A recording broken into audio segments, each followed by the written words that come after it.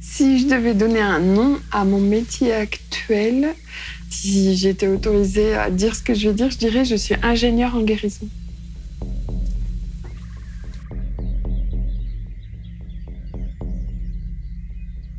Des fois, je me dis, si Dieu existe, qu'est-ce qu'il fait ? Qu'est-ce qu'il cherche ? Et je l'imagine en train de chercher et se poser des questions et faire des expériences pour essayer de comprendre quelque chose sur lui-même, peut-être. Des fois, j'aime bien imaginer que Dieu est en introspection et que l'être humain, ça pourrait être l'espace d'introspection du divin, en fait. Là où le divin se cherche. Il cherche à comprendre ce qu'il est. Et du coup, le rêve que je pourrais avoir aujourd'hui, qui est beaucoup plus une place pour le self-émergence, en fait. C'est ce que j'appelle self-émergence, c'est pour ça que j'ai choisi ce nom pour ma boîte à outils. Parce que c'est ce self qui est intéressant.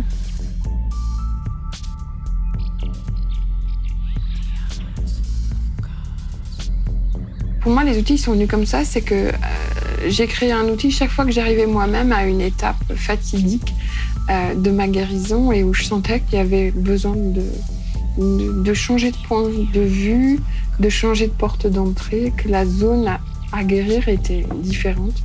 Et à chaque fois, ça donnait lieu à un outil. Et en même temps que c'était un appel fort, le fait d'avoir besoin de guérison, c'est quelque chose que j'ai nommé à l'âge adulte assez vite. Une fois que je me suis mise sur ce chemin de guérison et que j'ai fait tout le voyage qui va avec, c'était hyper important pour moi. C'était de trouver mes propres chemins, mes propres outils, de m'amuser un petit peu en m'inspirant des traditions de guérison spirituelle, de la psychologie, du coaching. Donc tous les outils sont accessibles sur le site selfemergence.com. Et bien évidemment, mon métier aujourd'hui, c'est de transmettre ces outils. Voilà, c'est ce que j'ai envie de faire aujourd'hui avec ces outils, c'est de les partager, de les diffuser et de former d'autres professionnels qui, à leur tour, pourront intégrer ces outils à leur propre démarche. Aujourd'hui, j'ai envie de parler de ma médecine, j'ai envie de parler de ma vision de la guérison spirituelle, de qu'est-ce que c'est pour moi aujourd'hui, la guérison spirituelle, qu'est-ce que c'est que l'esprit et pourquoi c'est important de fonctionner, quel que soit notre métier, quelle que soit notre vie sociale, notre place dans la société. Pourquoi on ne redonnerait pas une place noble à l'esprit, sachant que l'esprit, c'est forcément irrationnel. Moi, j'aspire à l'équilibre entre le rationnel et l'irrationnel. Je pense que mon bonheur à moi, il est dans cet équilibre-là. J'ai besoin des deux. J'ai besoin du rationnel et j'ai besoin de l'irrationnel. J'ai besoin du mystère. J'ai besoin qu'il y ait toujours encore des choses à découvrir. Voilà, j'aspire à parler de ça et à accompagner cette quête d'équilibre entre rationnel et irrationnel. Je peux sentir ce côté très mystique, très spirituel. Et à côté de ça, j'adore les nouvelles technologies. J'adore passer du temps devant l'ordinateur et faire des choses sur l'ordinateur, quelles qu'elles soient d'ailleurs.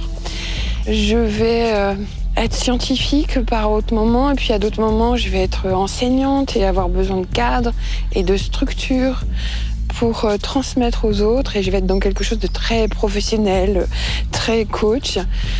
C'est vrai que c'est pas évident pour moi d'être paisible avec cette cohabitation de toutes ces facettes un peu paradoxales ou contradictoires.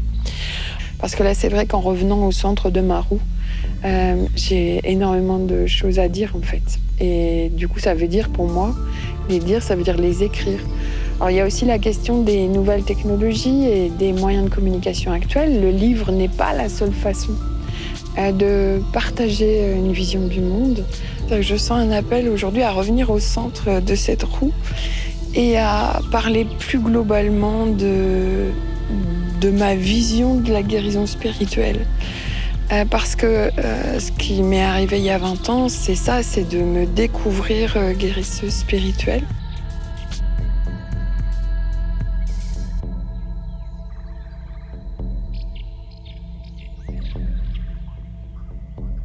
Ça fait 22 ans que je suis dans cette aspiration à toujours être sur ce chemin de la légende personnelle, c'est-à-dire concrètement être à l'écoute des appels de la vie, être sûre que je suis bien en train d'être moi et pas en train d'essayer d'être quelqu'un d'autre, ne pas me perdre, rester connectée, que ce soit à moi, au monde qui m'entoure, mais rester dans une forme de connexion, si possible tout le temps.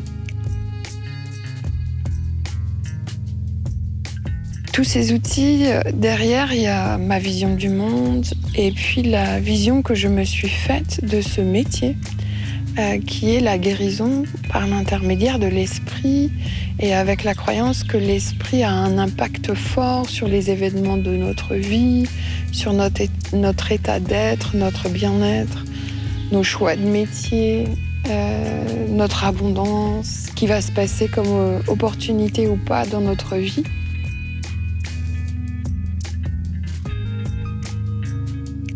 Je ne serais pas ce que je suis sans mon histoire.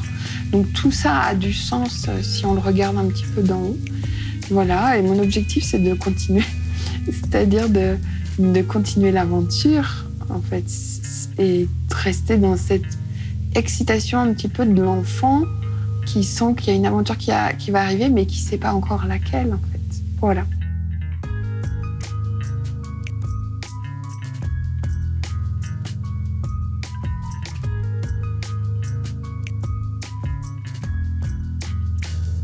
Si on regarde ce qui se passe sur toute la planète et toute la souffrance et les zones de souffrance, et souvent cette souffrance, elle est liée à des comportements humains.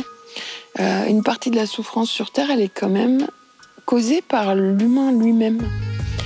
Et c'est ça qui m'interpelle, c'est comment cette espèce peut se faire autant de mal à elle-même, être son pire ennemi, alors que déjà la nature, la planète, les éléments, en eux-mêmes, sont déjà une sacrée source d'adversité.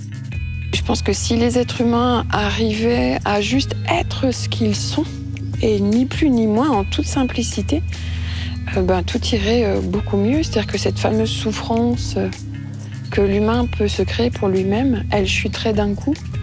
Lorsqu'on est en lien avec soi, il y a de grandes chances qu'on soit à sa place, au bon moment, au bon endroit, avec les bonnes personnes. Et du coup, la souffrance à cet endroit-là, elle devient minime en fait. Alors je comprends pas aujourd'hui pourquoi on n'éduque pas à ça et pourquoi c'est si choquant que ça d'envisager, d'éduquer des enfants à cette démarche intérieure et d'intérêt pour soi. Qu'on apprenne à l'enfant à rencontrer sa spiritualité, qu'il la découvre par lui-même, indépendamment de toute religion, mais plutôt qu'on lui aide à trouver son chemin intérieur vers lui-même, vers ce en quoi il croit, sa foi, ses besoins, ses émotions, sa personnalité, sa vocation professionnelle. Et en même temps, si je regarde le système économique et politique en place, je me dis, ce système, il fonctionne parce qu'il y a tout un tas de gens qui sont complètement d'accord pour pas se respecter. Alors d'accord, pas consciemment, mais inconsciemment, qui acceptent, qui se soumettent à une injonction de ne pas se respecter. Et que si tous les êtres humains commençaient à se respecter, peut-être que nos systèmes économiques auraient un cap à passer qui serait pas confort pour tout un tas de personnes qui sont confort dans le système actuel.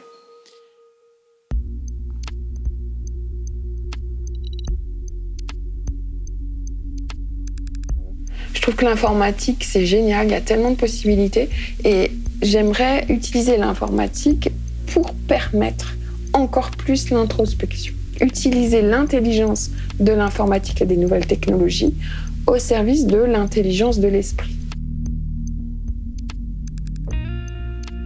Cellsign, c'est une agence web, donc l'objectif, c'est de donner de la visibilité, donc d'alimenter le charisme, d'être au service du charisme des professionnels. Et la plupart des professionnels avec lesquels nous travaillons sont des thérapeutes, énergéticiens, guérisseurs, coachs, etc. En fait, avec Cellsign, on va au bout de la démarche self-émergence en aidant de façon concrète des professionnels à prendre leur place avec ce qu'ils sont vraiment. Cellsign, qui est une agence web, mais qui derrière pose la question de donner de la visibilité aux guérisseurs, aux chamans, aux enseignants spirituels, parce que c'est un sujet qui me tient enfin, qui me touche particulièrement parce que je vis la même problématique depuis 20 ans. Ça fait 20 ans que je fais ce métier un petit peu particulier qui est basé sur des croyances, de l'irrationnel, du paranormal, du subtil, de l'invisible. Et dans ma structure rationnelle, c'est pas toujours facile à accepter. Je suis scientifique de formation et j'aime le rationnel. Alors cette place de l'irrationnel dans mon métier, c'est déjà pas facile à accepter pour moi dans ma structure, mais en plus de dire je vais prendre ma place dans le monde et être visible avec ça, c'est encore une autre épreuve. Et pour moi, Self Sign, ça me permet d'accompagner des pairs, des autres comme moi, qui ont les mêmes enjeux, les mêmes problématiques, et de les accompagner eux dans leur visibilité, ce qui m'aide moi aussi au passage à me réconcilier avec ma propre visibilité.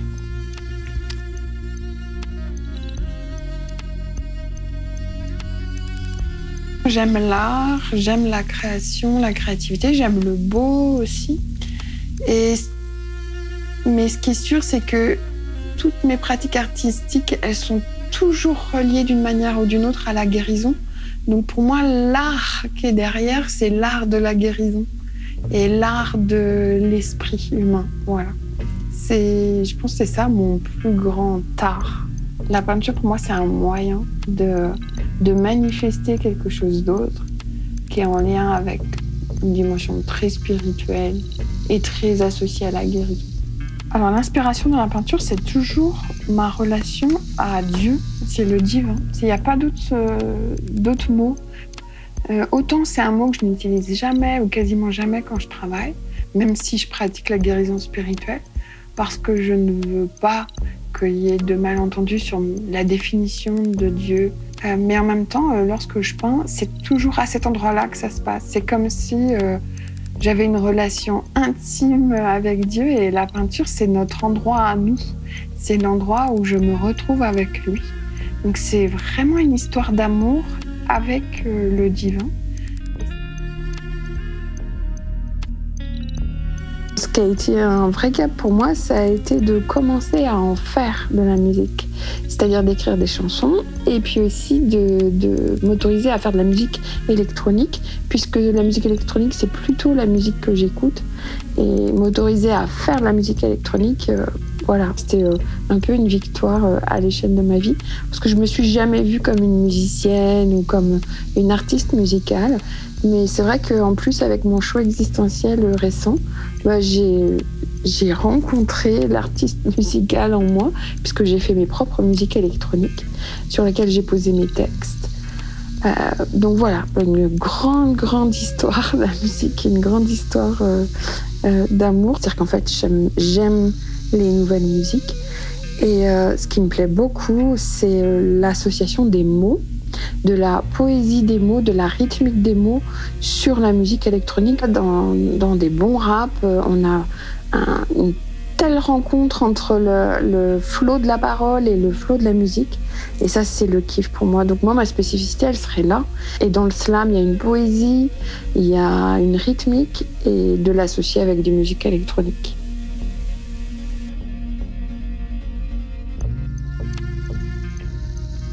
La seule chose qui fait du sens, c'est d'être soi, en fait. Et c'est tout le voyage que ça implique, d'être soi vraiment. Et puis de découvrir, en fait, de faire tout le voyage, parce que je pense que c'est infini, soi. Et ça ne peut que être écologique et éthique de faire ça. Parce que aller à la rencontre de soi, c'est développer de l'amour, de la tolérance, du non-jugement. Sinon, on ne fait pas le voyage, en fait.